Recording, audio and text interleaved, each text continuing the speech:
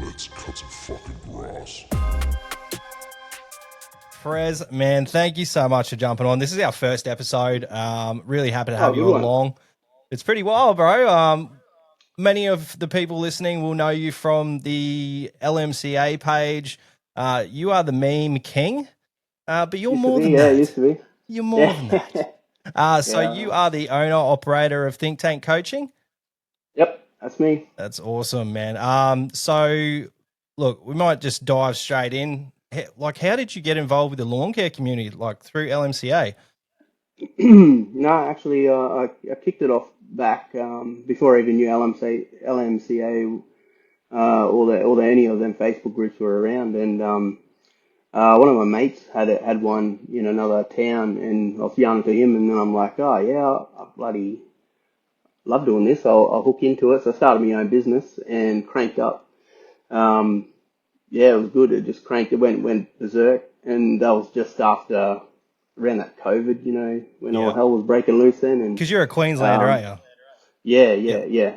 So where are you on the East Coast? Yeah, so up near Cairns. So head up north, far north, and then head inland from there. So to Atherton Tablelands. Yep. So rainforest area. So you really don't have any downtime. No, not much. Probably, real little bit. So I'm still powering now, like holy, yeah. And but I don't like I was young to the other. Well, when did we last talk? A little while ago. Yeah, a couple of weeks ago. Yeah, sort of. I don't really. It's sort of just a hobby. I do it so I don't have to pay to go to the gym pretty much now. So it's Mate, good. It's good.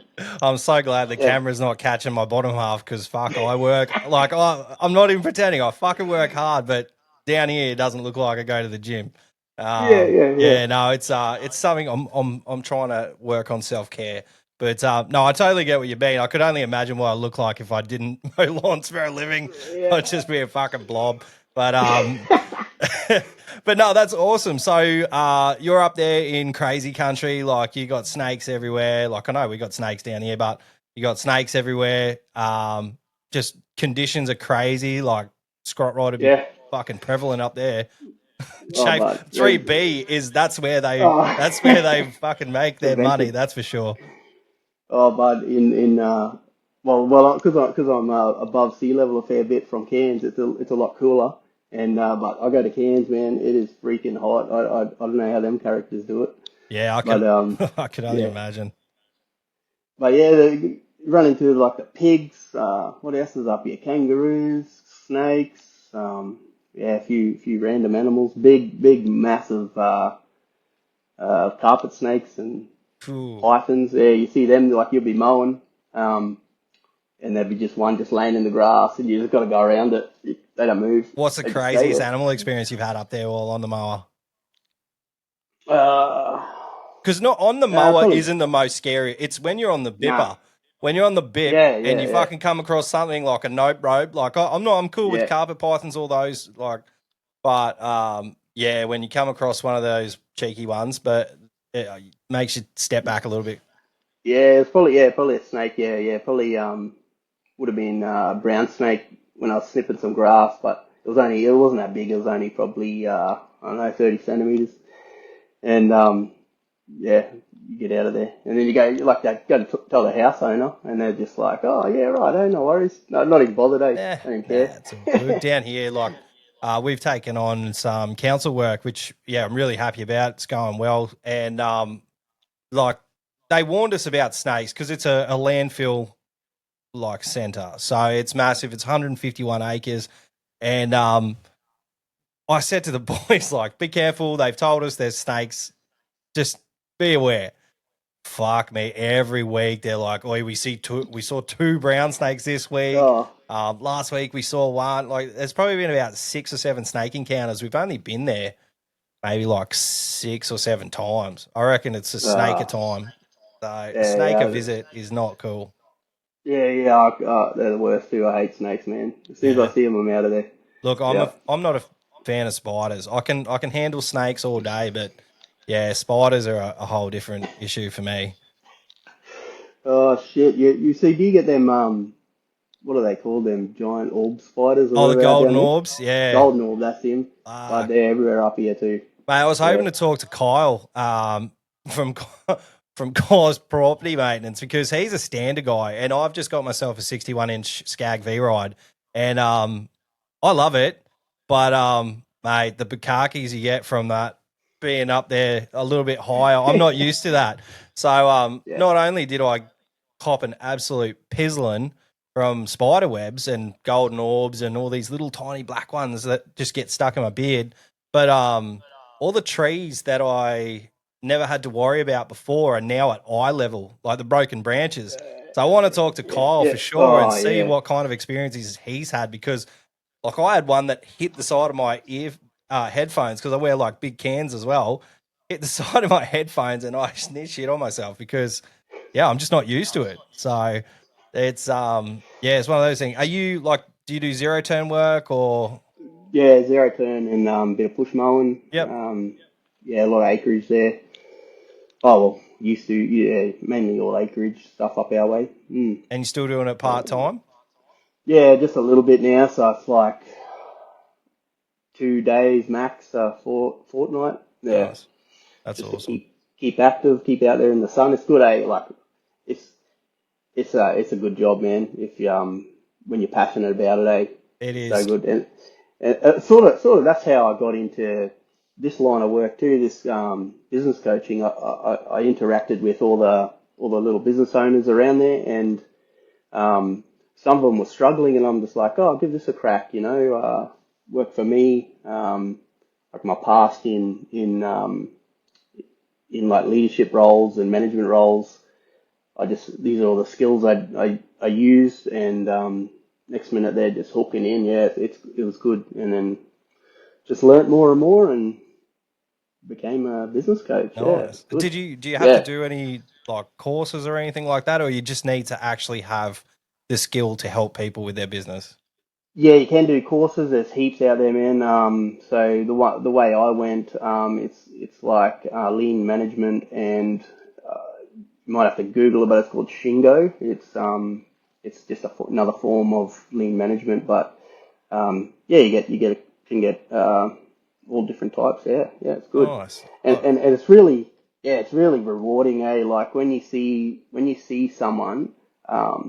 So my passion is not just helping people; it's seeing them, seeing someone be able to then realize their own potential is more than what they thought. And I'm just like, oh my God, that's out of control. Like it's a little bit selfish on my behalf, I feel, because I get all the excitement out of it. But I suppose, yeah, Oh, they do too. dude, like 100%. If you're not getting satisfaction, like job satisfaction is pretty much what keeps me going back to mowing because I love Mm. the end result. So same thing with business coaching. I'm guessing, you know, you do your thing, you see someone succeed, and you know, you kind of like, oh, that was partly Yeah, because yeah, of yeah, me. yeah, I love that, man. yeah. It's cool. Like, I feel like this industry is lacking in people who. Do you specialize in lawn mowing contractors? Is that where your focus is, or do you do all sorts of businesses?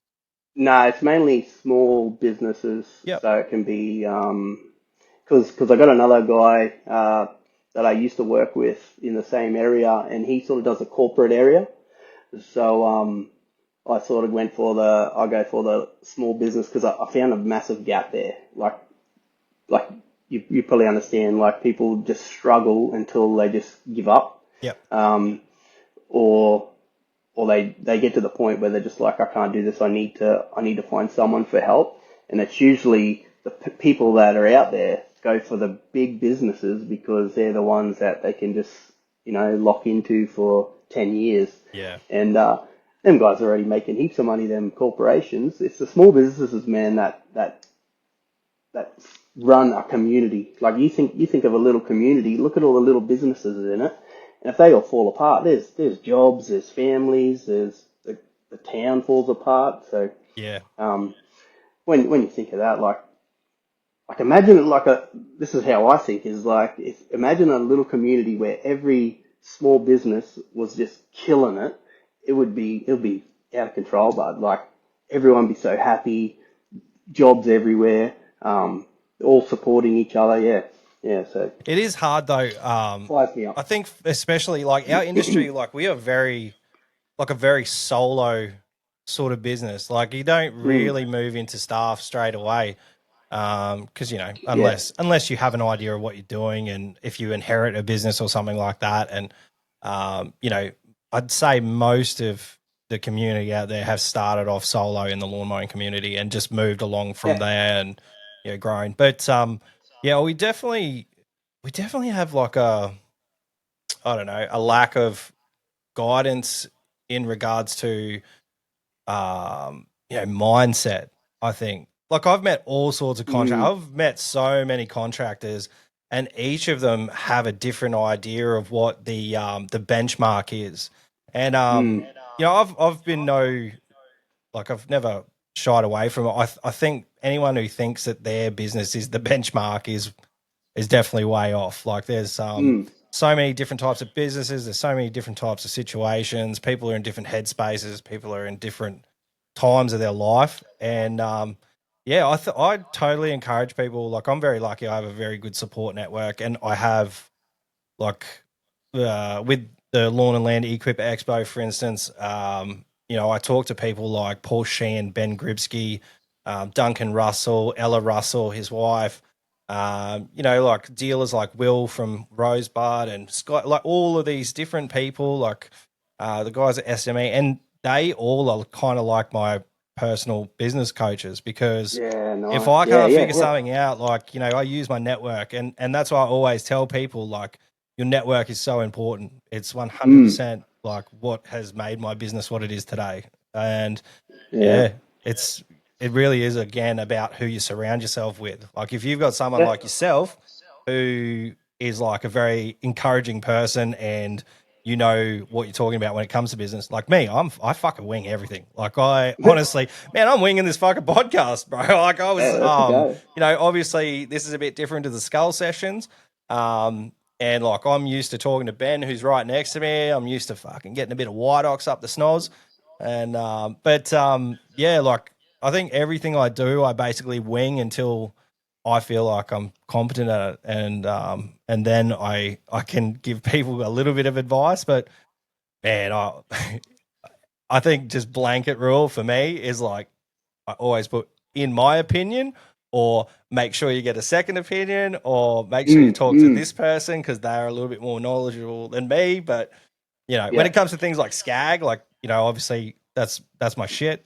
Bush Ranger, I'm all over that sort of stuff. OnlyFans, I wish, man. I reckon I'd do all right. Maybe. Go broke, give and change. Yeah. Like, you're right. Like, there's different people, like what people want.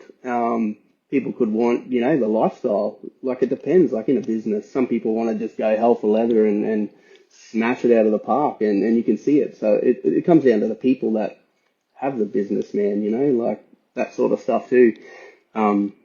You're right with the with who you surround yourself, and you can always just ask them questions. I've got a few mentors here. They're pretty deadly. That's good. That's good, because one of the things, like, obviously being a solo dude, like I'd wave to every lawnie I possibly could, and I encourage my staff to do the same. But they're just like, boy, this fucking guy didn't wave back to me. I'm like, don't worry about it. It's all good, man. Like he's probably like in his own headspace, or he's like not happy with what he's doing, and but those people, you don't normally see them for a long time. Yeah. Except those really old dudes that are like set in their ways. They've been doing the same lawns for like 40 years, and they look fucking cooked. They don't look happy. They don't look like happy people. Yeah. I got the same mower, just old Victor. Yeah. Oh, man, I've seen some old fellas dragging some machines out of the back of boots, and I'm like, oh, dude, that's hectic. Like, But mate, think tank coaching, like what specific services do you offer, and like how did you decide that you wanted to actually focus in on like those services? So, like I was telling you before this, you hit record. There's like I keep in my lane. So there's three things I really focus on, and it was good you mentioned it before about like all over the shop winging it, and it's about having a really clear vision about what you want to do, where you want to go, who you want to be. So that's real clear, because then that sets you up to what do you want to do, where you like. It sort of always comes back to that's your guiding light. Wherever you do something, any decision you make comes back to that. And then the next one is the ideal customer. And I remember talking to you about it, and I think you were saying my brain's melting when we were talking about that time. That happens a fair bit. Yeah, and the third one is just core drivers, which are numbers. So knowing what numbers to look at, and that will really steer your business. So they're the three things I focus on. I can do others, but it's really better to stay in that lane and get them just locked in and hooking in before you start looking at the other stuff. Because most of the time, once you sort these three things out, everything else usually falls into line, because if you've got staff problems, they know exactly what your business is there for and where it's going, why you're doing it. The ideal customer, they know what to do for the customer, and the numbers sort of talk about themselves. So yeah, that's why I chose that, is because I'm good at it. Well, I think I am. I don't know. But it's a good attitude to have. Like, you know what you're good at. Like you would know what you're good at by now. Yeah, and I know the vision side of things. Like, I fire up when I start talking to people about what the potential is out there. I get excited, and I start going a bit. Yeah, firing up. That's probably the best words to use, is firing someone up about what their potential is, and the next minute they're just like, "Yep, let's do it, smash it." And once you got that and locked in, it's Do you coach? I feel like you'd be a good footy coach or something like that, or netball coach. Yeah, fucking kicking in heads. yeah. The kids play a bit of sport, but I don't coach. Yeah. Nice. Yeah, just do this. This fires people up enough. I like it. Yeah, that's awesome, man. Like I love what I do in regards to mowing lawns and talking with customers and stuff. But the thing I really have found that I really love is the expo stuff that I'm doing now, and the community that I'm sort of building. And with like the expo, it's amazing. Like, you just see these pockets of people just having a good chat and getting to know each other. But that's why we've sort of branched out this year and really gone hard trying to get this networking night off the ground. It was going to be a gala dinner, but fuck, man, you got to crawl before you walk, eh? Like, like, that, what is it? Bite off as much as you can and chew like fuck. Like, I can't do that, especially not like, my wife's involved as well. So, it has to be a smooth finish, and she's like, she wants everything to be on point. She wants people to walk away and go, fucking, where's the tickets for next year? We want to come again. And look, it's reflected in the price. Like, we made sure, like, we're not making fuck all out of it really, but we are able to give back to the charity of choice, which is Heart Kids this year. And then, who knows where it'll go. Like, obviously Greenworks has come on as the sponsor. We've got the 2 platinum sponsors in Bushranger and Ego, and then we've got Skag as another gold sponsor. And then we have Senix who's come on, and we have a surprise coming up soon. We crazy news the other day. I don't know, you said you didn't see that video I put on LMCA? For the zero turn? Yeah. No, I've seen it. Oh, fuck, man. Yeah. I honestly, like, how you're saying you get, like, fired up. Like, I jumped off a mower, I spoke to this guy for, like, 5 minutes, and I couldn't get him off the phone fast enough. So I was, like, so excited. I wanted to call Lou and be like, fucking, you won't believe what's just happened. But she wouldn't answer. And then I'm like, oh, who do I call? And I was like, I'm just going to do a video for LMCA. And I did like a quick video and I was like, oh man, that's the kind of content I like.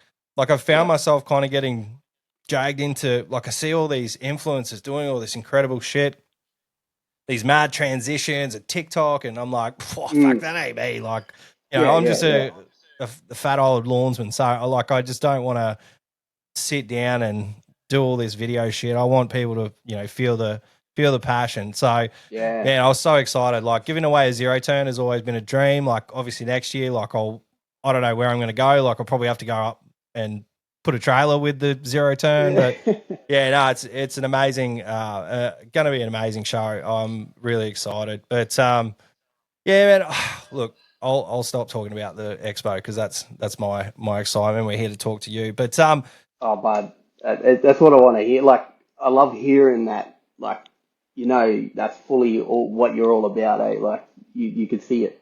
So it makes it easy. It's easy for you. It's always been something that I love. Like, man, I used to throw parties to pay my rent. Like, my house has always been somewhere where, like, I'd rather people come to me and me host them and make them feel good than me go to their house and be, taken care of. Like, I really like having a community around us, and it'll show, man. I'm really excited. So you're coming down, eh? Yep. Back, Yep, I'll be there. And you are one of our speakers on the night. Yeah, bud. Yeah. Are you excited or are you nervous? Like, I don't know. What do you normally do that sort of stuff? Yeah. So it's I ripped something pretty good for. Did ya? Yeah. So it's Already? pretty good. I might even send it to you just to suss it out. But all I'm asking from you is fireworks, flamethrowers. Nah, just a microphone and a speaker. I think we've already blown the budget on the bar tab. No. So it should be good. Yeah. So because I'm not. Yeah, you won't see something. Yeah, you won't. It won't be something you see on a TED talk. What I'll yarn to everyone. But just a hint. It'll be about one of those three things. Yeah, nice. One of my three that I really do look into.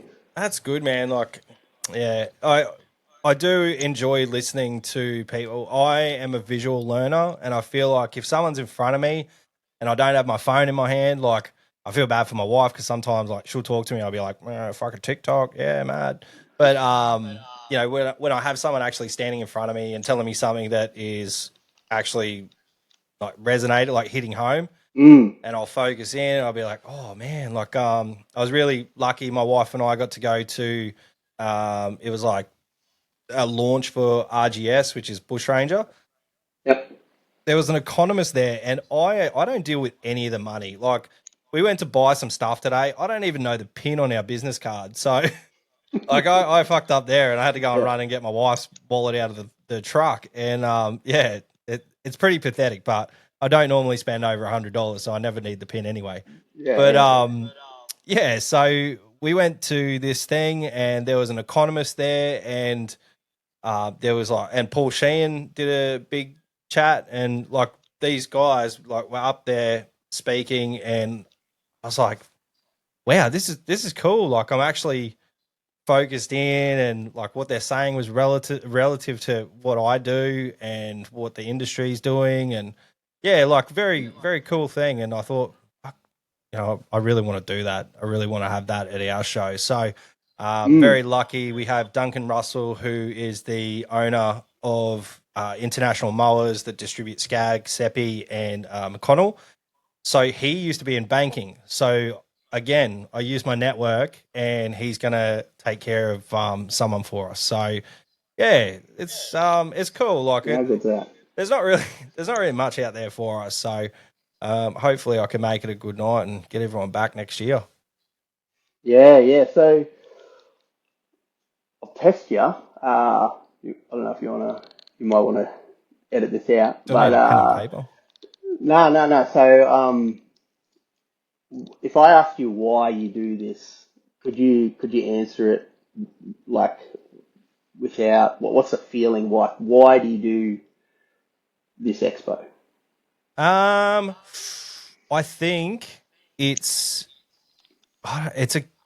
community. It's 100% about the community. Like it's like first and foremost, it is for Ella, but it's also for myself as well, because besides my wife's family and my mum, I don't really have any family. And I Yeah. feel like the lawn mowing community, when everything happened with my daughter, they got around me and my family, and it just changed my life. And I want to help people where I can. So that's pretty much what it is. Like I honestly, like, it's not like we're out to be millionaires. We do want to be like the premier show for our industry. And Yeah. we know there's other shows out there that support parts of our industry, but we want to be like the one-stop shop. By all means, like, have those other ones, but we kind of want to have it, but have it my style, like have it our style, like professional Yeah. but fun. Like, Mm. we got a fucking mechanical bull. Like, we're going to give Yeah, yeah, away yeah, yeah. prizes for people who stay upright long. Mm. Definitely won't be me. I'm already not even considering trying. I Yeah. suck. I'm too front heavy. Yeah, there's nothing keeping me on that bull. Just cling on to it It's like clean. a Mate, I freaking tried it. koala. I tried it in Louisville at the PBR bar, and fucking made an absolute dick of myself. I thought people were throwing me tips, but it was actually my wife dragging money out of my wallet and throwing it at me. So, yeah, it gave me a false sense of security, but that's cool.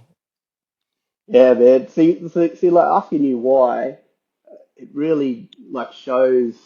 So if I ask you, so I ask you why, and you explain like it's like a family and all that, and if I asked you, what would you say if I said, what does that family feeling give you?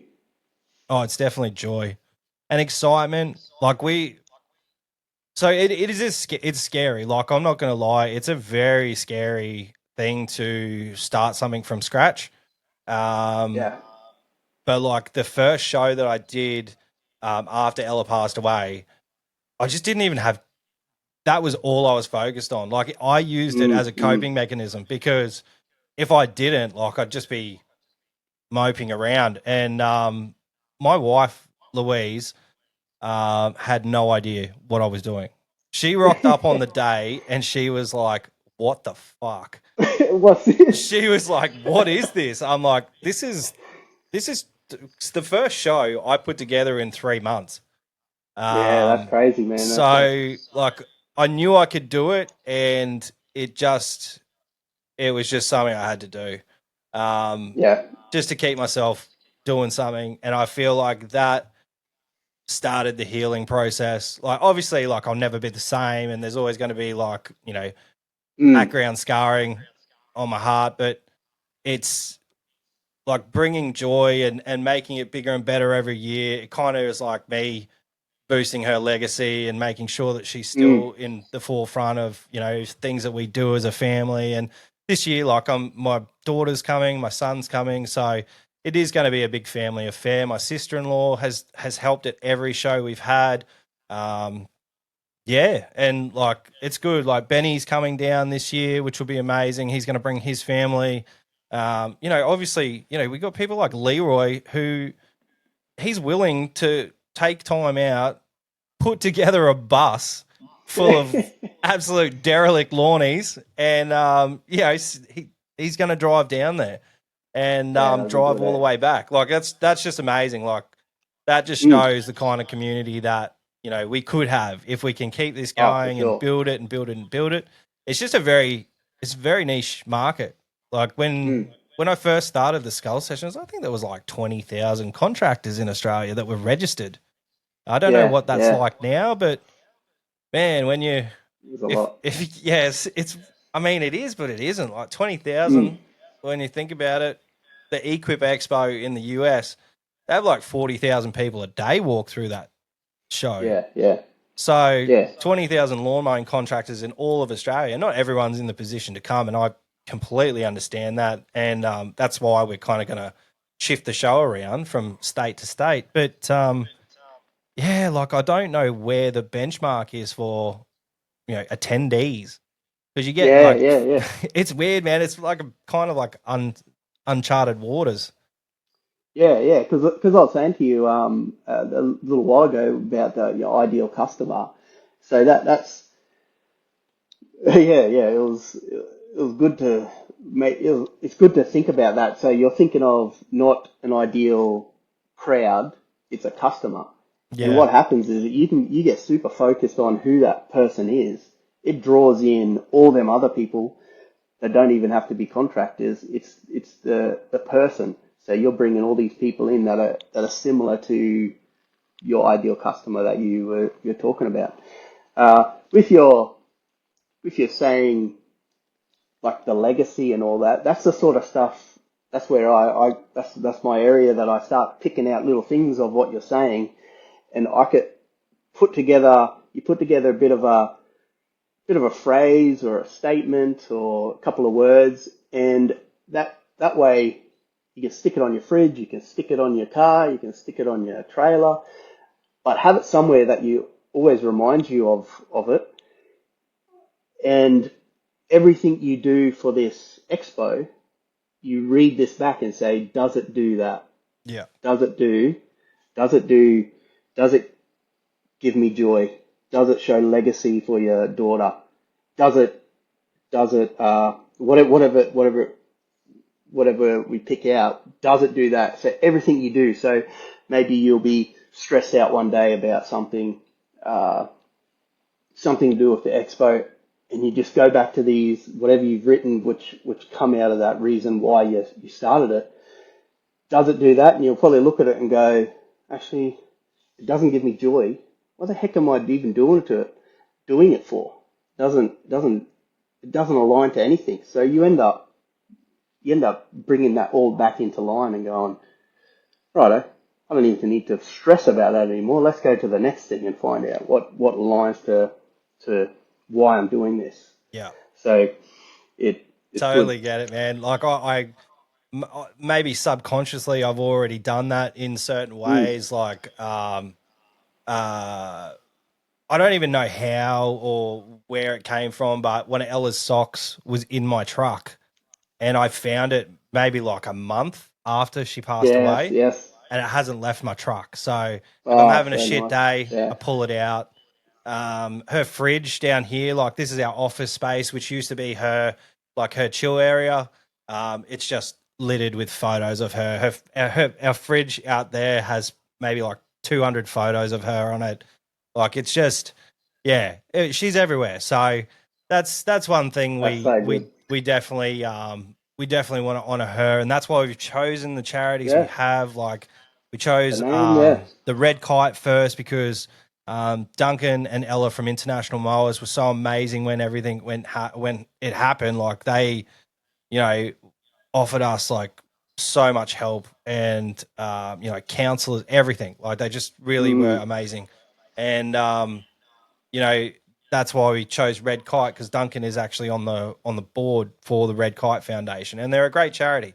And mm, then obviously she was had a lot to do with the children's hospitals, so that's why we looked after the children's hospital in each state that we did last year with the 3 shows.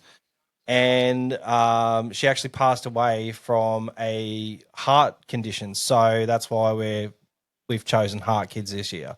We probably will yeah. eventually like sit Everything with helps. one charity, I think, like and build a rapport with them, and um, because every time you swap charities, like you have to talk to a new person and potentially like Mm, any help the previous charity was going to give you, you won't get from the next one. So, yep.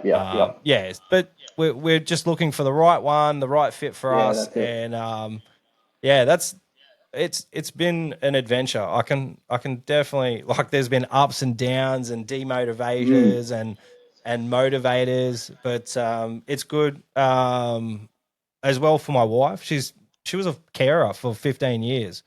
So she was out of the workforce. Essentially, she did all the paperwork. Like, obviously, I've spoken about it a million times that she is the brains of the operation. But she loves doing expo work. And she's like, I don't yeah. want to do any TBL work anymore. And I'm like, oh, come on, man. Like, that's the one I'm absolutely hammering. But no, I love it too. So it's good. It's a good fit for us. Oh, that's good, man. It sounds like you could just walk into that room and just feel 100% better instantly. Oh, dude, So I come from the down here shittest nearly every day. night. Yeah, Yeah, it's just yeah, that's routine. yep, We were looking in the fridge, and we've got a few medicines and stuff like that. And like my wife had never even popped one, and I popped one. I said, smell this, because she used to have melatonin every night before bed. Oh yep, fuck. We both just absolutely lost it. I was like, I'm so sorry. I didn't know it would have, like, I come down here and I have a sniff every now and again, and it, like, yep, something with smells brings back crazy memories, and yes, like, yep, yeah, it yep. just makes it more like vivid. And I was like, oh shit, I'm so sorry. Not the right time to do that, but oh man. At least you're together. That's good. Yeah, look, Yeah, it's, that's awesome. you know, shit happens, and like, obviously we would give anything for it not to have happened, but Mm, now that it has, we need to, honor her memory and make sure that, her legacy lives on. And if we can do it in a show where we build a big community and just have fun, like you know, that's what she was all about, just having fun. So yes. yeah, if we can do that, What's man. bull riding do? Yes, fuck, I got to do it now. Like, Hell I've yeah, spoken it up, so hell I yeah. got to do it now. That's Um, it, man. That's it. And that's just looking back. Like, yeah, you got that stuff, eh? So your vision, like if I think of your vision, there's like people call it a lot of things, purpose, vision, mission, motto. There's freaking names for everything, but if it's just your why. Like you got a really hardcore why, and then you can see that, bud. You can see it, yeah. and it's straightforward for you. That's It's awesome. good, man. I really hope that there are a lot more Warnies out there that come this year from other communities, like the Australian professionals, and like just Mm, outside. I'm really hoping that everyone shares our content. We've just closed all of the. I say we've closed, but obviously, if people are coming to the show late, like brands and stuff like that, we're still going to fucking advertise them. yeah, It is yeah, what it is. But yep. yeah, we're going to start our marketing stuff now. And man, like, is that something that you look at as well? Like, being a business coach, like marketing, is that something that you look into, or are you more a like a mindset business coach? Yeah, I do. I do a bit of marketing, but I don't. But like I said, I just stick to them lanes, and that will help someone market, so they'll Yep. know what they're marketing, they'll know who to, and then they got the way to measure it. But I do. Yeah, I done. Yeah, I found it was a gap actually when I cranked up was my marketing, so I done a few courses on Oh, it. true. So yeah, Yeah, that's so something that was it was good, so I'm good. terrible at. Marketing scares me. Yeah, yeah, it's sort of a system, you just have a system that you follow, and yeah, it's not too bad. Do you find marketing like natural marketing, like how people use before and afters, and people use testimonials and things like that? Do you find that works better than, say, something you put together on Canva? Or because something that I do, and it's probably so dumb because I know it doesn't work for me, is I'll sit here and I'll do like video after video after video, and I'll just criticize every single one of them until I've got like 15, 20 videos just in my phone. And I'm like, oh, I think the first one was the best one. And then I'll go back and then I'll criticize Yeah, that one again. And like, yeah, is natural, I guess that's natural marketing. yeah. It's natural. So yeah, using your face, using your voice. That's probably the best way. But having a structure to it, how you do it. So there's a bit of a structure that you follow for marketing that sort of hooks the audience, helps them understand what you're there for, shows them the value, and then if they're willing, or if they see that value, they'll they'll they'll contact you, or you to mow their lawn, whatever you're doing. Yeah.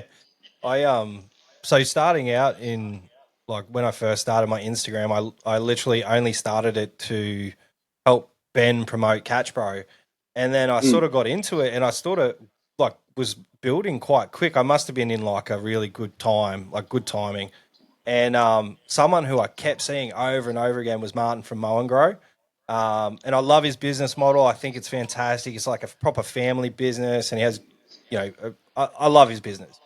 But I don't know how much marketing that way actually. I'd love to have him on the podcast and have a yarn to him and just ask him like how much it actually helped his business doing all the social media stuff, because he got around 10,000 followers at one stage when I was actually looking at it. But how like I don't get anything from Instagram business wise except for brand exposure and those sort of things. It's more Facebook that I get that from. But yeah, what have you found works best for your clients? You mean Like advertising wise? like advertising, like is it flyers? Is it like little It's blurb in the local rag? yeah, it's sort of because I don't dive into it for my clients too much. It's sort of there's some people have tried flyers, ads, magnets. You know the old magnets. Yeah. So no business card, have a magnet, and it sticks on your fridge forever. Leaves like it's like that picture that you take down. My mum used to smoke, and I remember moving out of a house that we lived in for ages. She used to smoke in the kitchen, and yeah, we took down a picture, and it was like, fuck, that's all in our lungs. Thanks, mum. Original paint. Yeah. Yeah. Oh no, I have not done. This is a horrible thing to admit. I have not done a fucking thing about marketing ever. Everything that I have done has been word of mouth and business cards and just talking to people. I think that, like, I don't know if that's how a lot of people. Actually, no, I know it's not a normal thing. I've got someone down here where we live, Dan from Mow On Solutions. He fucking peppers the local pages, man. He is onto it. If someone posts in LMCA, I don't know if he's got an AI working for him or something, but he knows the second a post goes up, he's the first one on it. He's sort of gone past just commenting on people looking for lawn mowing contractors, and he's making content specifically for those pages. And yeah, he's killing it. Nice. And you see people poo-pooing Facebook and all those groups, but he really is. He's got some really nice work, and it seems like he's got a good business going. So, it's hard to know. Like, there's different. Seems like different marketing strategies work in different. I don't know. Different areas. Like demographics or Yeah. So whatever you want to call it. if I showed a before and after, I don't know if it would work too well. It would just be the same person standing there. Oh man, yeah. It's hard to know what to do in business sometimes. Really, when it comes to marketing, it's. Like I've tried to do it without spending bank. Yeah. When we got to the expo, I had to shift my mindset because I'm not just looking for local targets. I'm looking for like a nationwide. Like we got a message through from someone that's coming across for our expo from New Zealand. So nice. I didn't know what to say. Like I was like, whoa. I don't know if they were coming here already and they were just being nice. They're like, oh, we're just gonna pop in. But I've seen this pop up. Yeah. I mean, why not? I would. Like if I was going somewhere, I would definitely stop in and claim everything on tax. That's something like we're heading down to Coffs Harbour this weekend, actually tomorrow morning, and I'm going to do a couple of podcasts down there and make sure like I work a couple of days, and then obviously like the whole trip isn't just pleasure. And same with Newcastle the week after. Hopefully I can catch up with Gary Ashton while I'm down there from Aussie Lawn Stars. Michael Carroll. I was lucky enough, he came to the Sydney show, and he's a Skag guy, and we get along really well. So, yeah, hopefully I can have a good yarn to him. He's out in the Hunter, I think, in the Hunter Valley, and I've never been there, so. Yeah, on the wine bus. Oh, fuck, I wish, man. Like, I wish I liked wine. Are you a wine drinker? Nah, but on them I am. Yeah, see, I just can't do it. Like, I'd be Yeah, like, oh, you got something bubbly? I'll tackle that. All my mates have sort of started flopping into the red wine life. I'm like, is that because it's cheap? Yeah. I mean, Well, I why nearly not? shit on myself the other day. I took the kids we've got a local pub down here that's got putt-putt. And we just played around a putt-putt. And then I was like, oh, let's just grab some lunch while we're here. Sat down. I was like, I'll have a pint of Stone and Wood. It's a fancy beer. Fucking what? $17.50 for a pint? I was like, I got the glass and I was like, I don't know. I can't justify a second. Oh, I did. You have to take I did have a glass, don't you? second, but I was like, I shouldn't support this, but yeah, it's getting a bit rough. Yeah. I know. Cartons of beer are even going crazy, eh? Yeah. But with them, eh? Because I got two brothers that live down that way, and yeah, if we go for a holiday, go on a wine tour, say all you're doing is sipping, like it's just tasting. So you're not sculling like a cup Are you of supposed to wine. spit it? I think so. Yeah, there is actually. Yeah.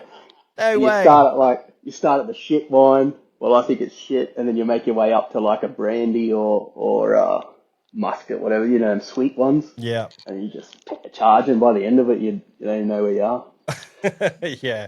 Last time I went on a bus and I was drinking, it did not end well. It was a pub crawl for my mate's 21st. This is a fucking long time ago.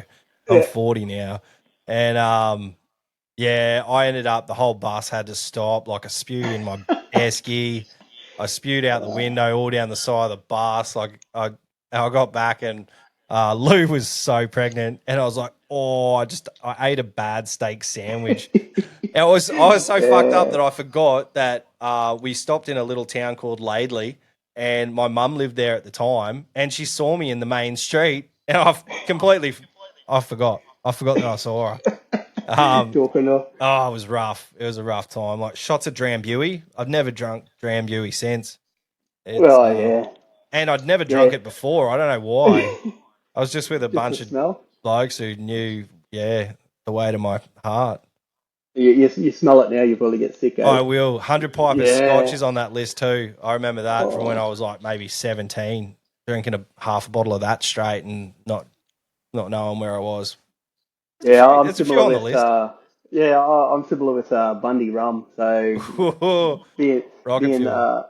when I was a young fella too, we went camping or something, had a bottle of rum and forgot the Coke, so we just had to shot it all night. Oh my god, that's Can't even touch it now, eh? That's Can't even brutal. touch it. That will Oh make my, bad memories.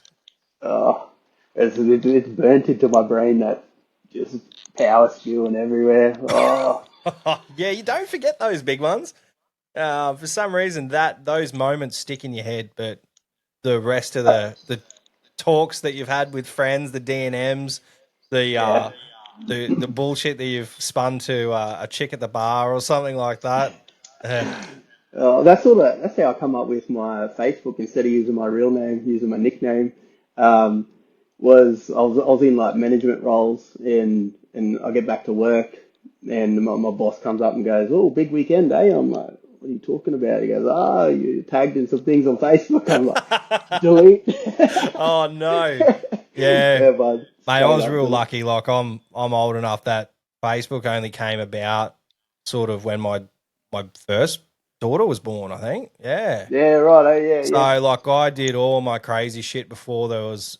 Oh man, I actually, there was camera phones sort of were just coming out when I left high school, and mate, I can tell you right now, a dick looks 10 times better on a new Samsung than it did on one of those fucking old Nokias.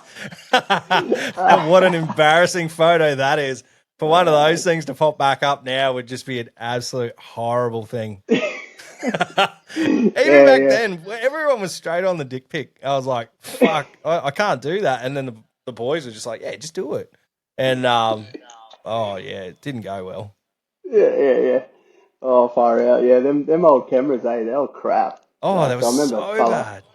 Oh, yeah, they're just like one pixel or something. It's just a blur, whatever you take a photo of. I remember a fella was looking at a motorbike trying to show me, and I'm like, "What the fuck is that?" And he's like, "It's a motorbike. It's my motorbike, the new one." Yeah. Yeah, but nah, You know what? It's Look still at 'em. funny. People send me videos on via text message, and I'm like, please don't. It's exact. It's like I'm looking back in time to Yeah, when I yeah, had a chill out. Nokia, and yeah, it's pretty weird that they haven't got that sorted yet. Yeah, yeah, yeah. I don't know what. Yeah, must break it down or something just to save it or something. I don't know. Yeah. Yeah, man. So what's Um, the future look like for you? mate, I don't know. I have no idea what's next for me. Look, we have some plans, and we we have some like obviously paths that we want to take with the show and with TBL, and obviously now like this is the first Into the Green podcast. Mm, I'm hoping that I can help the show doing the podcast, and I can do yeah, industry stuff because like I love it. I love everything about the industry, the yeah. people, the equipment. Um, and look, that's kind of my goal is to just stay focused on like this path of building the show and building the podcast and letting TBL do its thing. Like Yeah. we've built TBL up now to a point where we have minimal staff and we're doing good dollars. Obviously, being a business, like we still have our bad days where, like, Mm, say yesterday, we've had all this rain. Like Queensland's just been absolutely fucking flooded, and a bunch of work had to be missed. So we actually didn't do great yesterday. But what am I going to do? Like, am I going to fucking go out there with a Scotch towel and fucking yeah, that's dry? fair. Like, what do? You just have to roll with the punches and, you know, move on to today, which was a great day. Yeah, And yeah. everyone came to work. Everything went well.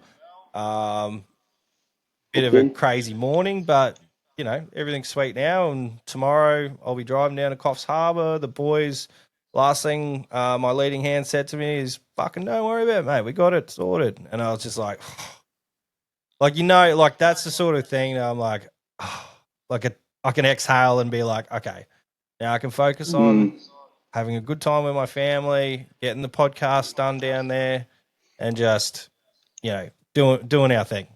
yeah, nice. I heard something the other day, like people with, if you got a few businesses, is have a look at it if it's either uh, eating it or feeding it. So is your podcast eating your other business or feeding your other business? Is your TBL eating or feeding your other businesses? What's the so yeah, yeah. I heard of that. I heard that, and I thought, well, that's a good way to look at it because you just have to really look at uh, two things. It really is like, What is it doing? no, like I said before, like Lou really loves the expo work, and like I want obviously it to succeed, so she can do what she loves, and Mm, I love the expo work, so I want it to succeed. And you know the people around us, like my sister-in-law, mm, she loves it as well. Like, and she has a pretty crazy job. Like she's like very high up at one of the radio networks, and she has a crazy job, but she is like straight onto it. She's straight up all like in, yeah, let's do it. So yeah, and we are doing this with minimal staff. Like the yeah, only people that are doing yep. anything with the expo is Lou and I. There's no one else in the background. Like it is all us. We do have a lot of support from the brands. Like the brands I mentioned earlier, like Bush Ranger, Skag, Ego, and Greenworks. They do want us to succeed as well, and that's why they're such good supporters. Mm, SMEs there as well. They're always fucking first to sign up, and like yeah, you know, there are amazing brands, and you will see them this year. These are the ones that really want the show to succeed, and they want the industry to, you know, like we're their bread and butter. Like we're their everyday. We're spending money. Like yeah, you know, yeah, Bob from down the road is going to buy one mower every 5 years. yeah. Fuck, I Or just one, got two yeah, in 1 month. Like I got two yeah. 61s out there. Like I mean, you see some of the cash cannons going off on Mm, LMCA, and I'm just yeah, I just feel so excited for them. And when you see people's hard work, like I get why you would love doing what you do. Because I mean, look Yeah. at Daniel Smith, for instance. He is like, he's going through a really rough patch at the moment with his family life, and I wish them nothing but the best. And his wife, I hope everything is going okay. We're always thinking of you. And like, he's a top bloke, and he puts in hard for Gianni Ferrari. Yeah, So 100%. becoming the brand ambassador for that brand, not just here in Australia but globally, is like amazing. That would be so exciting for him, and I hope a heap of opportunities come out of that for him. I'm And glad look, they seem like it's natural. It's not just a paid no, thing. fuck, like, It's natural, but yeah, yeah. mate. I look, there's haters out there though. People would be hating on him, like people hate on me, but it's all like well and good. Like, there's always going to be people that are a bit disgruntled at things that Yeah, yeah, they want, and they don't see a path for them to get it. But yeah. I don't know. It's exciting for him because he definitely deserves it. There's a few other people out there that really rep brands hard, and I really hope that they get looked after. Which I know that they would, but yeah, man, like Kyle does a great job for Wright when he's not setting them on fire. But Uh, I you fucking know, love that guy. I listened to Gary's podcast the other day, which had a skag guy on it, Duncan, Duncan, yep, Aussie Lawn Stars. Yeah, and after listening to that, like it just sounded like he's got customer focus big time. yeah. So that like you're saying, you pull a skag apart just to send a part to someone, and it just makes you go, He'll like, pull a belt off for me, or a fan. Like, I dropped some a stick shot through one of my hydro fans, and he was like, "Oh, if you can't get one, we'll just pull one off a new machine and send it up to you." Like, that's the kind of company That's why I love representing their brand, because I yeah, know if it's not in their control, like if it's an engine or a hydro or something like that, potentially they won't have the parts for it. But if it's yeah, for the skag itself, um, yeah, their stock holdings of parts is out of control. It's yeah, huge. So yeah. You're saying like millions or something when from yeah, there. Yeah, yeah, man, like, like 100%. They at one stage they were worried that they had too much, but I just kept saying there's no such thing as too many parts. There's too many of one type of part, but yeah, and because listening to that, I was like, if I was in the, in the about to buy a mower, and I just heard that, I'd be like, well, I'm definitely going to start looking at Skag. Like, yeah, I don't even know where the dealer is near me, but just listening to I'd get the value from them being so customer focused yep, because I know if something happens to it, like one of my mates, he's not a contractor, he's got a hustler, and it kept breaking belts, man. It was brand new, kept yeah, breaking belts, and he took it back, and they're like, "Nah, bud, you gotta stop lifting the blade, stop lifting the deck when you turn it on and off." And he's like, "What the heck? What are you on about?"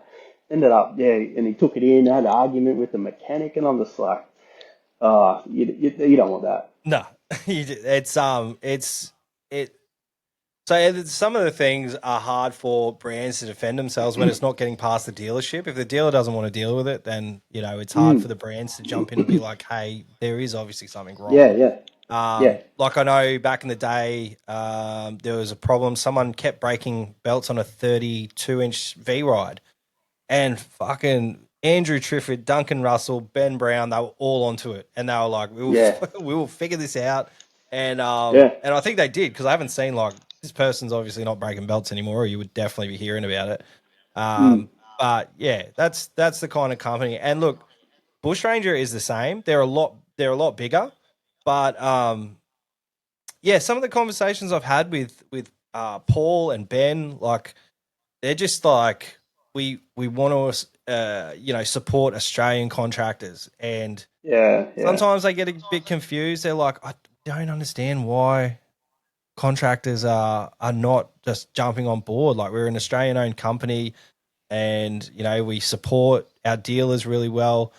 Um, so yeah, I don't know. It's a weird situation. Like, I get to see behind the curtain, and yeah, yeah, sometimes, like, the first thing when the interest rate dropped, first thing I was like, you guys ready? Like, if these interest rates start to drop, you guys are going to end up getting a lot busier, because I know that a lot of people, myself included, have held off on some of the bigger purchases for my business because of these interest rates. Like, my truck is on like 2%.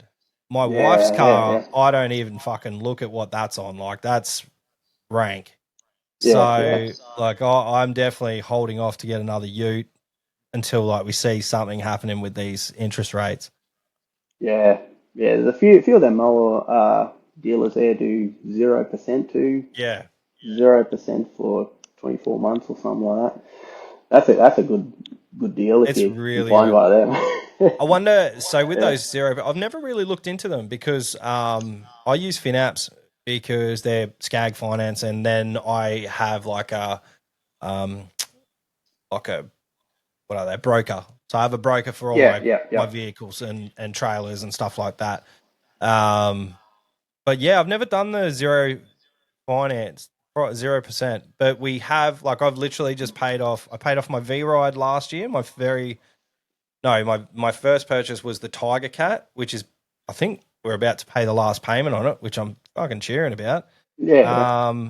And we paid off the V Ride last year, so I now own those two machines outright. And I've got a couple of new ones that, will pay off in another couple of years, and those, they hold their value, which is good. Like, when you buy a good commercial zero turn and you take care of it, then they hold their value. And I've been very lucky. I haven't had like the worst situations with those machines. Like, I haven't fucked them up. So and like when some people start off, they're just smashing out like the big overgrown jobs too. So they got a new mower and then they're just smashing and you're like, ooh. What's the craziest job you did as a lawnie? Like, something that you would never consider doing again? Yeah, but that was I think it was an acre, or might have been a little bit more, and it was just thick freaking grass. I don't know if you get down there, it's called Bracky area, and it's just a pasture grass for cows. It's just thick as, man. It would have been, oh shit, meter high, I reckon. Yeah. And it was a real estate. It was when I first started. They sent me a photo and said, "Oh, how much for this?" But they sent me the photo of when they when they first done it. So it was like, I don't know, it just looked like it'd been mowed. And I'm like, whatever, $150 or something. Got there and just gone, holy fuck, this is gonna take forever. How many just people get through. Oh, God. That should be at the top of your list. Do not quote from photos, because I've been fucked up so many times. Like, I'm very similar, man. When I first started out, I did a job at a Jim Boomer. It was just an acre as well, I think. But the grass out the front was okay, like that was doable, but they wanted all the grass taken away. And all I was armed with was a whippy, a hand blower, a little Echo 252 or whatever they were back in the day, and a second-hand Honda 196. Oh, shit. Bro, this grass, I got out the back. It was over 6 foot high, and it was probably one of the best before and afters, because I took 3 8x5 trailer loads of grass away. That was me just like plugging away. And you know how much I charged $800 for that job? It took me 2.5 days, and I nearly killed myself. My wife came and she was like, "Get fucked. I'm not doing day 2." And like, it was just one of those things that it was a massive learning curve. What about emptying the trailer, eh? That's Oh man. that And like, just shits you. it was like 45 minutes to an hour away from where I lived. It was a friend of the family, so I was just, like, where I used to work, I was doing night shift, and to be honest, like, what I earn in a day now is what I used to earn in a week. And it just, mate, it just is not, like, money is the last thing I think about these days, and it's just because I'm so busy. It's not because we earn so much money. Like, it's not like I'm not living some crazy luxury life, but it's just, I've got so many other things to worry about, and my wife is so much better at dealing with money than I am. So now I'm just like, Oh, You is saw everything okay? Can I buy something? Can I buy some new undies? Yeah. Like, it's fucked because we were going through because she's mad at me because I've got too much of the closet space, and it's because I've got so many shirts. Like, going to America, like doing the GIE 2 years now. Yeah, they just print press, psst, give you a shirt. They let you pick Oh, your logo off the wall and everything. Like they just bust out. I think I brought back like 7 shirts and 26 hats. We had to buy another suitcase. So yeah, I have a problem. I have a clothes problem. I think that stems from being broke as fuck when I was younger. I remember we had yeah. our. Yeah. Do you remember Crazy Clarks? Yeah, yeah, yeah, yeah. Yeah, so Yeah. my formal You, shirt, I had to go the afternoon of my grade 7 graduation, and I got a shirt from Crazy Clark's. And you know what? I fucking wore the shit out of that shirt. It was actually really cool. uh, I don't know what it was made. It was like made out of a towel or something. It was so hot, but I mean, it looked pretty gangster. So yeah, yeah. Was it Hawaiian or something? Or no, it wasn't. It was like it was. Fuck. It was like a dark green, like a bottle green shirt with a stripe across the front, and had like a zipper collar on it.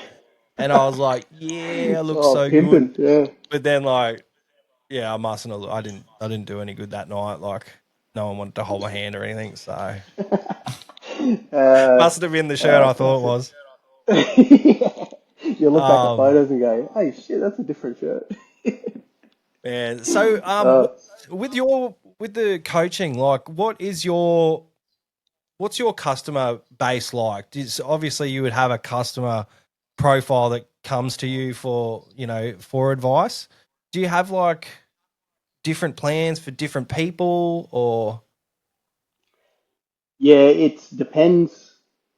Yeah, so I I I, I have usually talk to someone first. So I offer like a free strategy session. I call it. So it usually goes for like 45 minutes, and I just go through a list of questions because not everyone needs what I do. So it's people like yourself, like your vision is like crystal clear, or your purpose, what you want to call it, is like crystal clear. Your customer maybe that sounds pretty crystal clear. Your numbers, say like I take that. So it's not just whoever I can get. I have to discuss with someone because they might not be the right person that needs. And then also, if you if I'm coaching someone and it's someone that just wants everything done, so they don't want to do the work. It's probably not a good fit either because that's not what coaching is. Yeah, Because I don't want to use someone just to keep paying me forever.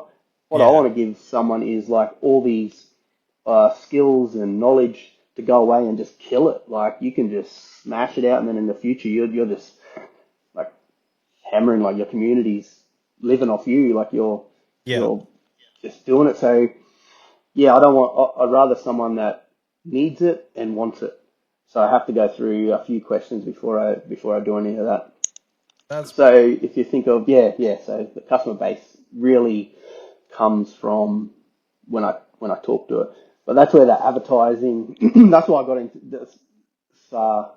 Learnt marketing or got into that a bit because I needed to bring the right customer to me. Otherwise, I'm just wasting my time. yeah. Did you The see a people that change in your customers after you did the marketing courses? Like, did you find value in those courses? 100%, man, 100% paid for itself straight away. Yeah, nice. Uh, not cheap, not No, cheap, no, but nothing is.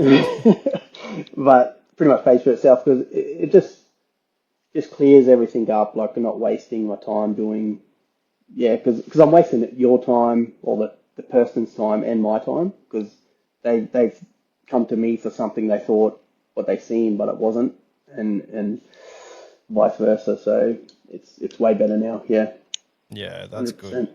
Like that's awesome that you've actually paid for some coaching of your own and it's Mm, actually paid off. So I think it's a valuable resource. I like, I kind of feel privileged that I can talk to you for free.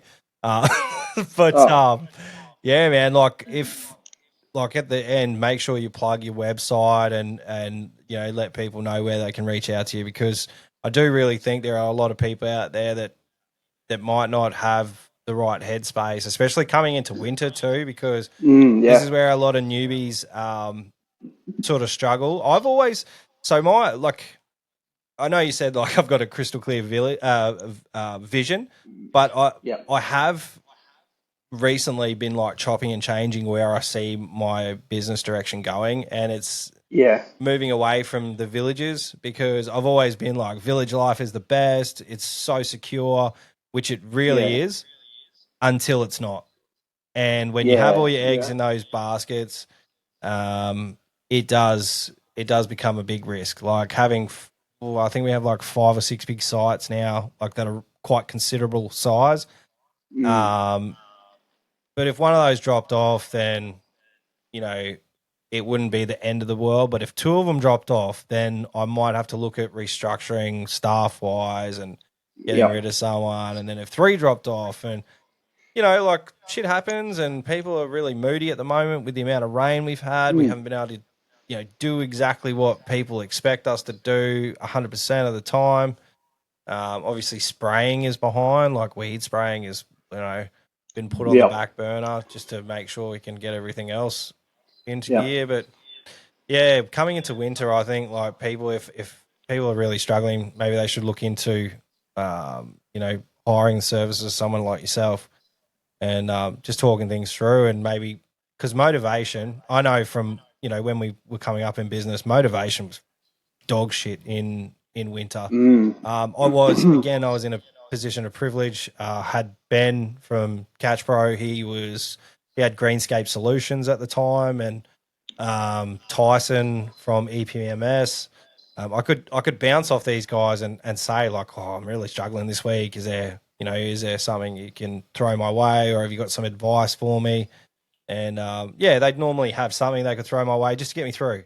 Because Yeah. Yeah. it's a That's good. hard thing, man. Starting off a Yeah. business, yeah, I don't think small business owners get enough credit in this country. No way. Because one thing to feed yourself and your family, but like I got 5 other families that we need to make sure get fed as Yeah. well. Yeah. And it's Yeah. it's a daunting thing when you move into like 20 family, Yeah. 30 Mm. families, and it just keeps growing organically unless you stop it and pull back and say, I don't want that kind of business. I don't think I could, workload wise, I could do those big like 20 personnel plus sort of businesses. I think it'd just cook me, but I Yeah. like the Yeah. tight It knit gets. group. Yeah. You get. It depends. Like you get to a point. Like you'll get to a point where you can do it because you got like systems in place Yeah. or staff in place that will do certain things for you, and then it just keeps like snowballing from there. Yeah, so don't ever say never. I wouldn't. Yeah, that's where my vision is fucking blurred right there, is Yeah. growing Oh, past the, you know, 6 to 7 people. Like I've had yeah. weeks and like where we've had more people on for different jobs and things like that, and I was like, fuck. Just speaking to other businesses, the amount of people that just don't turn up, or you know, Yeah. you got to find like when people ask me about like hiring staff, I always say like, if you cannot sit next to this person in the car Yeah. for Yeah. 6 hours a day, no, don't do it. Don't do it to yourself. Like you know that if you can't do it, like every little thing will just start building and building and building. You'll go home and you'll be like, fuck this. Yeah. This guy didn't want to fucking do this. He didn't do this right, and it's like Yeah. it's kind of on me. Like I've done it a few times where I've had someone on board and something they've done kind of pissed me off, but I didn't want to upset them because they seemed a little bit touchy, and I wanted them to come in the next day. But Mm. man, sometimes you just have to bite the Yeah. bullet You and be gotta, like, fucking because fix it. you're a business, not a charity. Yeah, So yep, it's hard. It's a hard one. I always tell people when I do talk to people about staff is you hire for their values. So when you ask questions that will show that they have the same values as you or what your business stands for. Because if you're hiring for skill, you're looking past the most important part. Anyone can learn skills, man. Anyone. Like I've seen people learn 600-ton diggers that didn't even know how to reverse a trailer. Yeah. So, and they're massive, but they're massive. Like a bucket is 80 tons of dirt. So, but if the value's not there, so there's a book actually. I forget the name of the book. I read it, and there was a company. It's called Good to Great, the book. So there was a company, and they moved their factory into a farming town because it was in a city, and the city people were turning up late, leaving early, coming to work, bludgeon. So they moved to a farming town. The people started early, stayed late, and worked hard because that's their values from farming. So and they taught them what the city people were doing. Next minute, they got these elite workforce because of the values. So if you interview someone, try to work out what questions that will answer or show you what their values are that fit yours. That's a little tip That's all. for people. Yeah, I definitely agree with that. Because yeah, like you can teach pretty much anyone, especially like our industry. Like it's definitely not a low skill industry. Like you know, Mm, you can see some people absolutely butchering some jobs, yeah, not knowing what they're doing, like with poisons and shit like that. yeah, Hedging is a big one. Like hedging takes a while to really get. yeah. There's hedging, and then there's like hedging in the art form. Like I love hedging. That's one of my Snip favorite things. hedging. Yeah, I'll literally sit Uh, on a hedger for hours. I don't care. I'll cop the pain the next day. But yeah, yeah. it's one of those things I love. Sort of look anything I can step back and look at and be like, damn, like Mm, that's like I've got my money jobs. Like I've got a few jobs that just like rough cut jobs, and I finish them. And I'm like, well, it looks better than it did before, but. Things like soccer fields and football fields and big hedging jobs and um, the waterfront. Like I love that, the water doing the waterfront jobs and the 40 acres cut stripes up beautifully. yeah, Like yeah. we there's some really nice jobs there and it's all about that satisfaction at the end of the day. I think like that's what Mm, keeps you motivated and obviously if I think again, like I'm kind of in a position of privilege with that too because I fucking don't look at the money. Like I don't know how to log into our accounts or anything. Like if anything happens to Lou, I'm coming to you, man. I'll be like, "Oi, coach me how to be okay, an adult," that's not because me. I'm like a 40-year-old baby. Like, Oh yeah, yeah. It's yeah. Oh well, you'll be right. You'll be right. I'll be right. You'll be Oh right. fuck, yeah, I'll be right. Man, we've been chatting for well over an hour and a half because we were chatting before, and I Oof. was like, "Fuck, I better press record, eh?" Um, but Yeah, man, I think I get hyped up by day. I get yeah, all dude, hyped so up do I. when Like yarning. that's Yeah, I'm gonna have to. I did a podcast with Luke Smith the other day, and I think we ended up talking for 2.5 hours. So I don't know if you're gonna break it into yeah. two or just punch out one big one. But that's what happens. Like I just talking with people who are interested in the same things as me, or people who have valuable information like yourself that can, you know, help myself and others at the same time. Yeah. Um, but mate, Because before what we go, oh no, I you go. oh, because I was gonna say because you know how I asked you about like why about your expo. Yep. Do that. See if you can do that with yourself for your mowing business. Yeah. And All right. if you can't, maybe give us a ring and I could Yeah. sling you some questions. Yeah. But Give me the hot tip. try because you're the expo. You're laughing. I'll send you a So grainy dick pic from the '90s. Just to wait. No, it would have been the uh, early 2000s.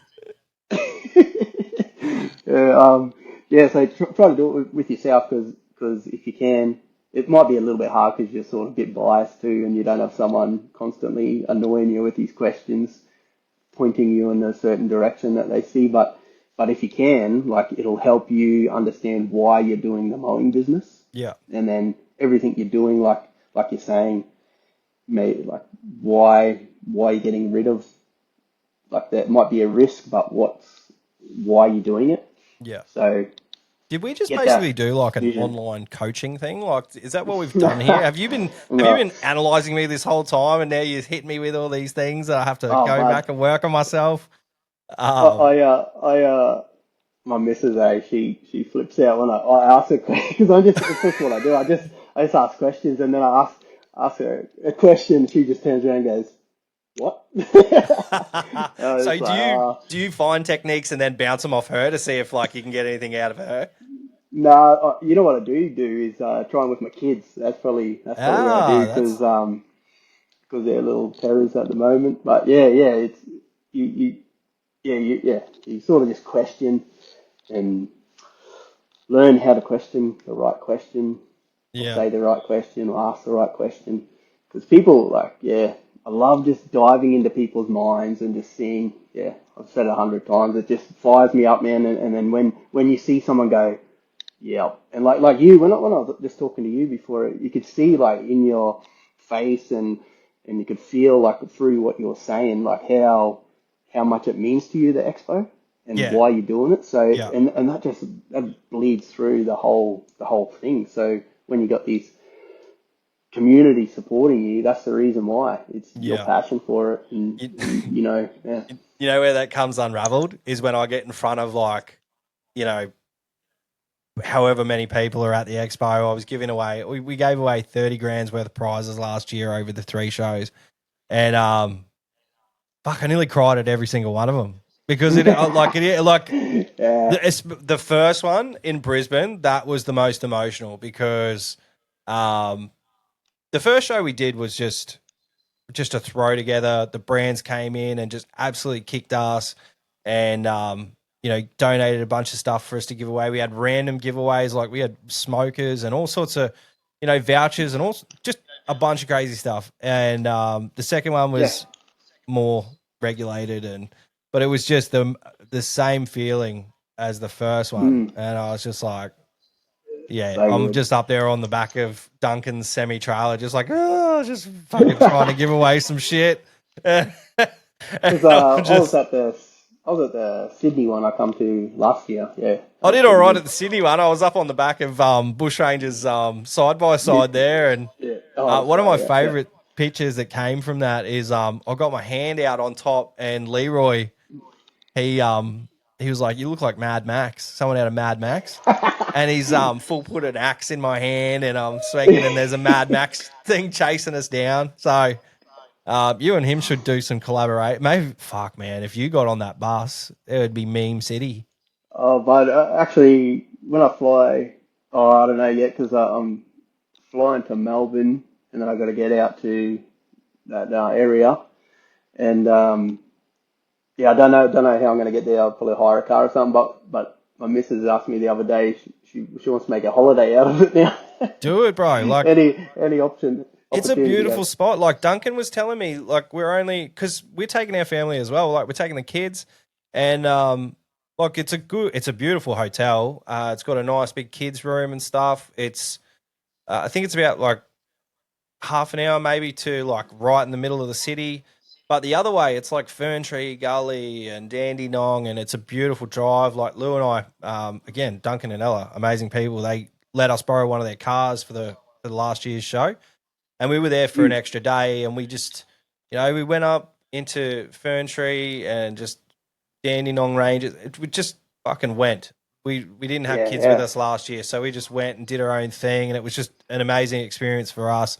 And it is a beautiful part of the country. Like honestly, like I've had doing the expo has opened my eyes to how much I don't know about this country. Like I've done a Mm, lot of stuff in Western Australia. Like I've been from the top all the way down to the bottom of Western Australia, and it is stunning.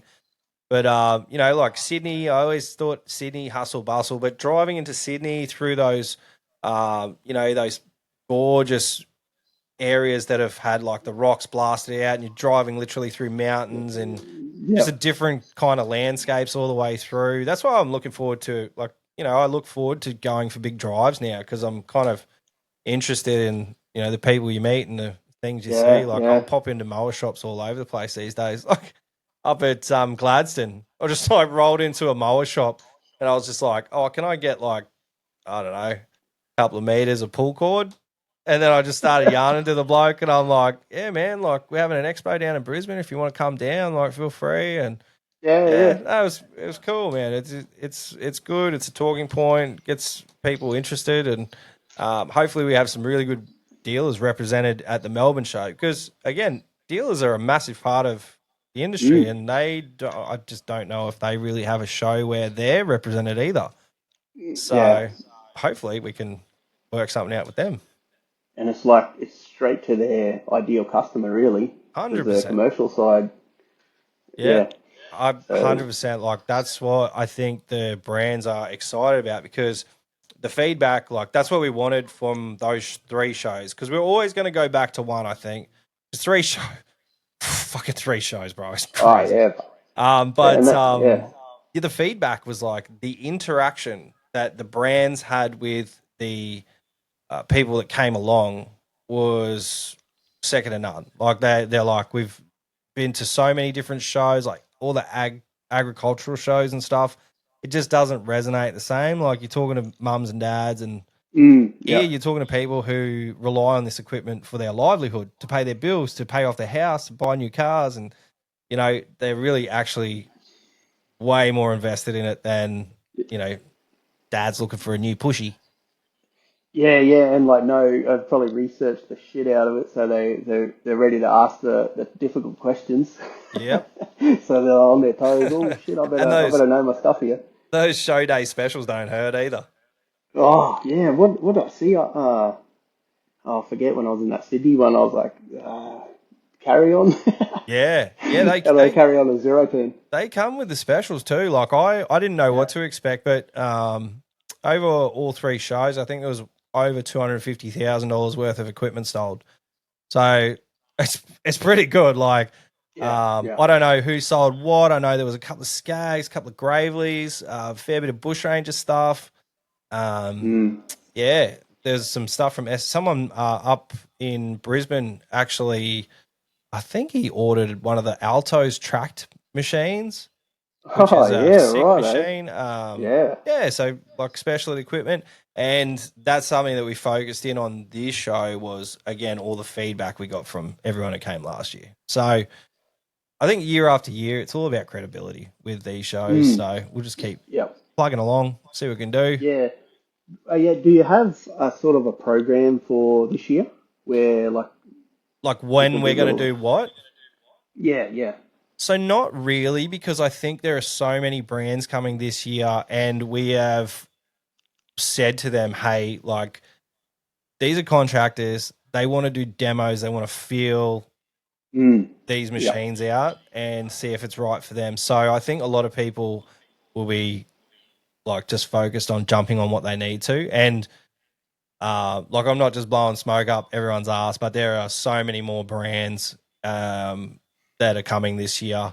There's a few that are still yet to come through for us, but we've surpassed all of the shows with the amount of people coming this year. So there'll be something for everyone. And we're thinking about a petting zoo too, but fuck, they're expensive. I suppose take the kids there. Draws the families in. Well, that's it. Like, we weren't really targeting families last year, but man, like, everyone has kids. Like, eventually, that's right. Contractors, they're all family. Sometimes not by choice. Accidents happen. But you got to keep them entertained, and hopefully, we were looking at face painting, but fuck, that's slow. But we're thinking about tattoos, like getting kids like airbrush tattoos. They're pretty quick. I just don't want people standing in these long lines. I hate that. We went to a Bunnings thing and some lady tried to make me dance with her. I'm like, get fucked. Like, this isn't me. Like, get out of here. She was about 70 and I was just like, I just played along like, I don't even know you. I was I'm just waiting for a sausage on bread. Oh yeah. Have you got much like planned for that night, the gala night or dinner night, whatever you Plenty call of it? drinking. No, Yeah. not particularly. So we do have, like yourself, we have a couple of other business development managers. We have hopefully an economist coming. If not an economist, then a financial advisor. I don't know Yeah. if they're the Nice. same thing, Yep. but Yep. just something to do with finance and Yeah. like what's going on in the world. And we will have a bunch of the brands there as well. So obviously, Greenworks is the sponsor for the night, so they'll have all of their subsidiary, like because they distribute Fiskars, and they also have like a couple of people on their payroll, like Dave Franklin from the Block. Yep. Hopefully, he'll be there. Um, I know that all the Skag crew are coming, so Duncan and Ella and Ben Brown and Andrew Trifford and probably a couple of the other boys. There's everyone who has, like, every brand has been offered the tickets the same time as LMCA. So I really want Yeah. Okay. Yep. I really want that to be a draw card as well. Like, you might not care about business development managers, or you might not care about finances, but you want to talk to the CEOs of these massive companies. And Yeah. yeah, Yeah. Yeah. it's just an opportunity to get behind the curtain, really. Yeah. Yeah. I go to networking events up here, and they're good. They're good. You get a lot out of it, eh? And like you were saying, surround yourself with the right people. Yeah. Yeah, change Yeah. it'll change your Um, mind, Mate, literally. you asked me what's next for me, but what's next for you? I feel like you kind of interviewed me. Maybe I can't I help. have had so many coffees, bro. I'm fucking wired. I was like, Peeking. I need to be on my A game here. This is our first episode. I probably shit the bed. I probably forgot to hit record or something. But even if Yeah, this doesn't go out, I've still had a good time having a chat. yeah, Like, but yeah. but Yeah, what's no, next for it's good. you, man? Like, what are you thinking you're gonna do? Me is keep plugging away at my coaching. It only keeps getting better. I get so much reward. Like, and the funny thing is, the people that I coach, because it's so close, one on one. It's not a group thing. You'll see like people do group ones like there's a group of people and they stand up and talk. Yep. I do the one on one stuff, and it's so personal. You're really getting to know someone, and they're getting to know me. So you end up still talking after it's finished, and it's like it's like a friendship sort of. You're helping someone, and it's you honestly want to help them, and then they feel that, and next minute, you get more than just support. You get it's good, That's it's awesome, good. man. So I'm just going to keep growing that, and I really like the ones that I do local because, like with you over the Zoom, Yep. when you it's good, but when you're talking to someone, so I go visit someone, that's so good. When you're sitting down, you have a beer or a coffee, and you're talking about it, and that's probably the best stuff. So my future would probably be do more of that, more of one-on-one, face-to-face around the country. Nice. Nah, that's awesome, man. Like, I love that you've found your niche. Like, I tell everyone who asks me for advice, like, you just find your niche, and like it'll just Yeah, be something that you like doing and makes you feel yeah. good, and eventually you'll get bigger and better, and yeah, you just keep Mm. pushing forward. Yeah, man, yeah. Yeah, sorry, it felt like I interviewed you. No, it's all good, man. Like, look, this No, it's good, podcast, eh? it is what it is. You get what you get, and you don't get upset, man. I'm just happy to have someone to talk to for a bit, because like, I'm living that solo life. Like, I have staff and I talk to Mm, them, but most of the time they're only talking to me when they have problems. So yeah, like, I've missed the skull sessions. I will admit, like, yeah, Benny and I we're so busy at the moment. It is just not something that we can do at the moment. Not saying it's never going to come back, and Benny might obviously join me. Like, I might pop over during winter, yeah, might have some time to catch up with him. But I did really miss it because Yeah. it was a whole different community. Like we haven't done the Skull sessions since November, and we get notifications about how many downloads and stuff that we get. And yeah, we got like 700 downloads last week. Like it's still like people are finding value in it, and I hope like I can. Obviously, it's not going to be the same dynamic, but hopefully, I can bring a bit of the Skull Session spice. I've been talking to Gary and I've been talking to Luke Smith, and they're the other two that I feel like are in this kind of space that I'm in as well. And I feel like I'm a little bit different to them. Like I'm not polished; they're very polished. To be honest, I'm sitting here, my fucking computer's on like a stack of paper. I don't know if I've done everything right. This is literally the first time I've used Riverside, which is what I'm using to record this podcast, and my Rodecaster. And everything I'm doing right now, I've learned from YouTube. So I hope we've got the episode. I did a little short one with my daughter last night. So I was like, help me out. Nice. She's like, I haven't heard the Rodecaster, bud. You got to bust it out. What's that? Oh, I'll find that for you. It's Give it up, mate. Oh, I got to turn it up. Yes. Did you hear that? There it is. You got it? Yeah, there it is. Yes. I've still got all the old sounds. I've got like the old intro, everything. I got the mower. I got the dog. I got it all, but I also got some new stuff. What have I got here? I've got a few little bits and pieces. I've got a new song. Here's another. Oh no, I'm not going to play that. I'm gonna put some of my own shit on there, and obviously as the podcast rolls, I'll probably take like grabs from different things, and I might get Ben to scream "Grass Bukkake" and I'll record that and throw that in there. Might get some. Might see if CTC can do up some hats like Grass Bukkake hats or something for us. Yeah. If you're right into it. Yeah, like something also different that I'm trying to do that the other boys don't have is like I want people to email me like voice clips. I want just the craziest shit that's happened to you on jobs. I want questions. And like obviously if I can't competently answer something, I'm not going to fucking wing it. If I can't find the answer for something, I have a network of people like in my own business, I'll ask. But man, I won't bullshit anyone. I'm not sending anyone down with some dud info. But yeah, so the link for that'll be in the show notes. But yeah, man, like other than that, where can people find you? Like what's your sign out message? I'm on Facebook, Insta, or come to my website, thinktankcoaching.com.au.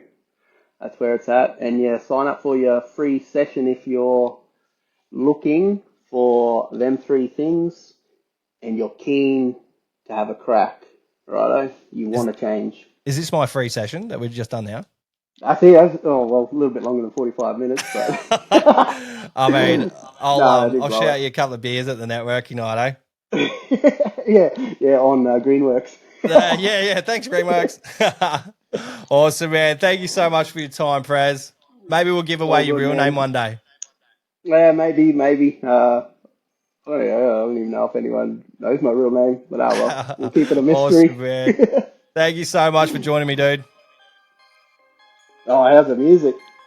Where's the gunshot?